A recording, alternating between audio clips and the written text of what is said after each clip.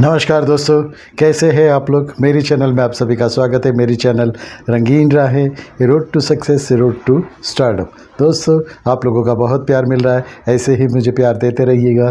दोस्तों, आप अगर कुछ भी पूछना चाहो या जानना चाहो तो मुझे लिख के पूछ सकते हो। मेरे डीएम में भी पूछ सकते हो, मेरे इंस्टाग्राम पे भी आप पूछ सकते हो। दोस्तों, मैं फिल्म लाइन के बारे में या तो फिर टीवी के बारे में या तो फिर एक्टिंग के बारे में मैं सब बताते रहता हूँ। दोस्तों, आपके कुछ भी प्रश्न हो मुझे बताइएगा, मैं उसका ज़रूर उत्तर दूंगा। दोस्तों, आज का वीडियो कुछ खास है। खास इसलिए है क्योंकि आपको ये पूरा देखना है। देखना इसलिए कि अगर थोड़ा सा भी चूक जाओगे तो कुछ भूल जाओगे तो कुछ काम आपको ये आगे फ़ायदा नहीं होगा। तो दोस्तों, आज का वीडियो शुरू करते हैं। आज का विषय है, आज मैं ऐसी शख्सियत के बारे में बताने जाऊंगा जिसके बारे में हर लोग जानना चाहते हैं, हर लड़कियां जानना चाहती है, हर न्यू कमर जानना चाहता है, हर नया एक्टर जानना चाहता है। वो सुपरस्टार राजेश खन्ना के बारे में है। राजेश खन्ना जी के बारे में जो भी जितना भी चाहो उतना पूछते रहते हैं। उनके लिए जानना बहुत अच्छा लगता है और उनके लिए सब जानने के लिए उत्सुक रहते। दोस्तों, राजेश खन्ना जी के बारे में कुछ बताऊंगा। राजेश खन्ना जी ने जो स्टारडम हासिल की थी वो तो आज तक न किसी को मिली है न किसी को शायद मिलेगी, क्योंकि उन्होंने जो मेहनत की थी, उन्होंने जो फिल्में दी थी, उनकी जो एक्टिंग थी, उनकी जो अदा थी, उनकी जो स्टाइल थी, वो एक बन के रह गई थी। और ये ऐसे होता है जैसे उनके हज़ारों लाखों करोड़ों चाहकों को बहुत बुरा लगा जब राजेश खन्ना जी की मौत हो गई। दोस्तों, उनकी बहुत सी पहले फ़िल्म के बारे में बताऊंगा। उनकी बहुत सी फिल्में हिट हुई और कुछ न होते हुए भी सिर्फ राजेश खन्ना की वजह से फिल्में भी हिट हुई हो, वैसा भी बना है। हाथी मेरे साथी ऐसी ही कुछ कहानी थी जिसमें हाथी मेरे साथी फिल्म में सिर्फ हाथी ही थे। हाथी तो हीरो थे, हाथी ही एक्टर थे, सब कुछ हाथी थे, लेकिन राजेश खन्ना जी की वजह से ये सुपरहिट हो गई। और राजेश खन्ना का कहा जाता है कि उन्होंने लगातार 16 फिल्में सुपरहिट दी, सिल्वर जुबली, गोल्डन जुबली फिल्में दी। दोस्तों, ये बड़ी मुश्किल से ये स्थान मिलता है और वो स्थान मिलने पे आदमी थोड़ा गर्व तो अनुभव करता है, लेकिन कुछ लोग वो अभिमान में समझ लेते हैं, थोड़े किसी को घमंड आ जाता है। ऐसा ही कुछ राजेश खन्ना जी के बारे में हुआ था। वो चाहते थे कि मेरे फैंस मेरे ही रहे।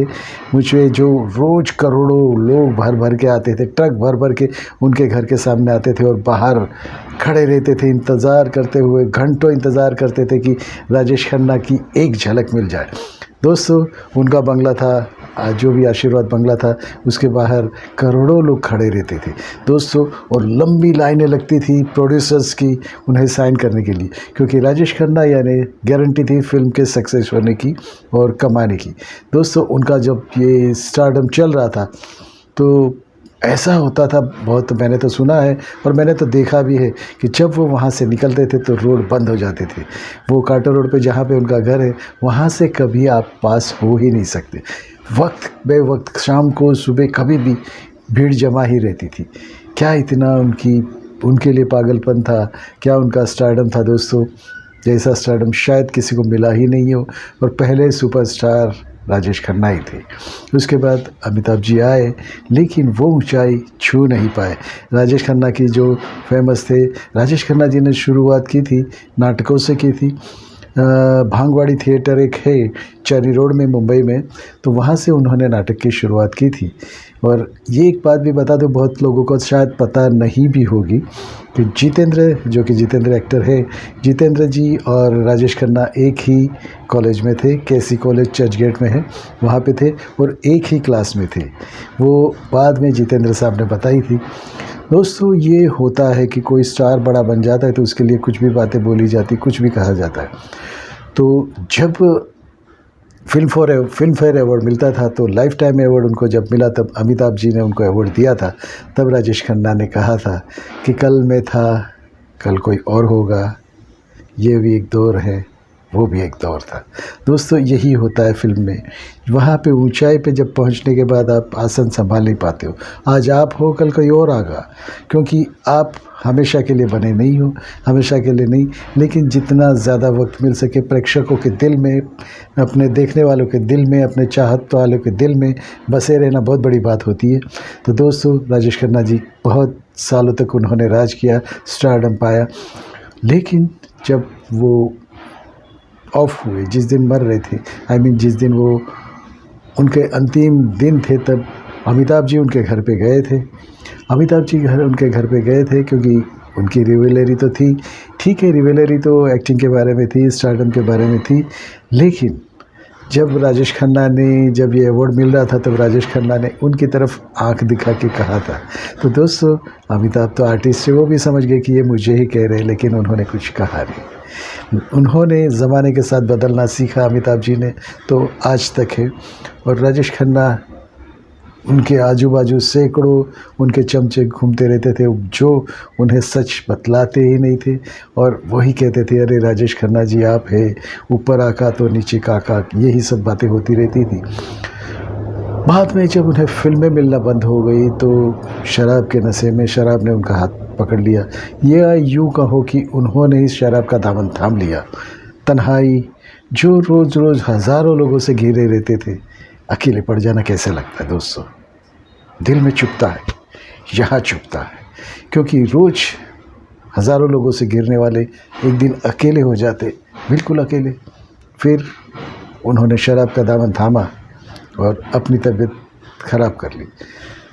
अमिताभ जी जब उन्हें मिलने गए थे अंत वक्त में, तब उन्होंने अमिताभ जी के कान में कहा था, टाइम इज़ आउट, पैकअप। दोस्तों, ये भी कैसी बात है, जो हज़ारों लोगों से घिरते थे वो अकेले हो गए थे और तन्हाई में चले गए थे। उसके बाद उनके चौथे पे एक प्री रिकॉर्डेड मैसेज भी कहा गया था, जिसमें उन्होंने कहा था, मैं अपने दोस्तों का शुक्रगुज़ार हूँ, मेरे चाहने वालों का शुक्रगुज़ार हूँ, जिन्होंने मुझे इतना प्यार दिया, अपने दिल में बिठाया, मेरे लिए बहुत बड़ी बात है, मैं उनका आभारी हूँ और मैं आपको हमेशा याद रखूँगा। दोस्तों, यही होता है, जब तक आपकी चाहत है, आपके लिए चाहत है, आप हो। दुनिया से चले जाने के बाद कुछ भी नहीं रहता, यादें रह जाती है। ऐसी ही यादें रह गई है राजेश खन्ना जी की। जब जब हम फिल्में देखते हैं तो उनका हंसता हुआ चेहरा, उनकी अदाएं